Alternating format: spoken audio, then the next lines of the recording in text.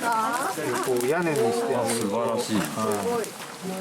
ありがとうございます。あと小袖さんもないかな。例えばこう仰いじゃうと、温度が下がっちゃうんで、ある程度温度が上がってからだったらいいんですけど、今はですねこの温度をね、この火を育ててあげるんです。